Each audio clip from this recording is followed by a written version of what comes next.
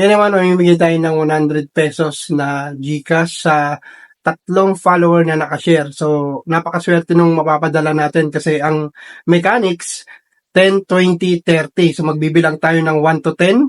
So, kung sino yung matatapat doon sa pang-10, bibigyan natin ng 100 pesos na GCash, papadala natin kung meron siyang share. Tapos, bibilang tayo ulit, 10 to 20, kung sino yung matatapat doon sa pang 20 na follower na bibilangin natin, bibigyan din natin ng 100 pesos na GCash. So, doon sa pang 30, no, sinabi ko nga, tatlo yung bibigyan natin.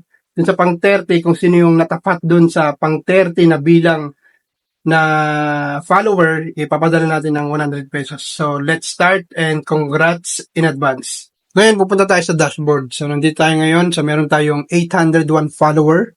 So, dito tayo mamimili ng follower na bibigyan natin. So, magbibilang tayo mula dito sa kay Tumpa Roy. Magbibilang tayo ng 10. Ayan. Scroll. Ayan. So, si Mara Aman ang napili natin. Tingnan natin kung may share. Okay. Loading. Okay. So, walang share. Walang share ng video natin. Ayan. So, wala talaga. Balik na tayo. Bilangan tayo ng pangatlo. Scroll natin. Tingnan natin kung meron ba tayong makikitang nakashare sa ating video. Ito, tingnan natin ito to. Si TJ Sakura.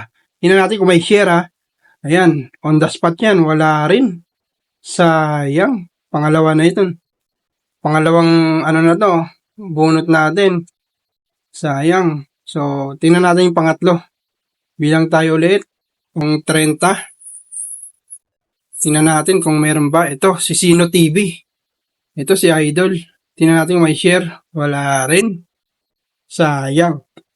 So, bawi na lang tayo sa next video sa ating mechanics. Kung sino yung ating mabibigyan. So, unfortunately, wala tayong nakitang share. So, sa mga follower natin, make sure lang na meron tayong share.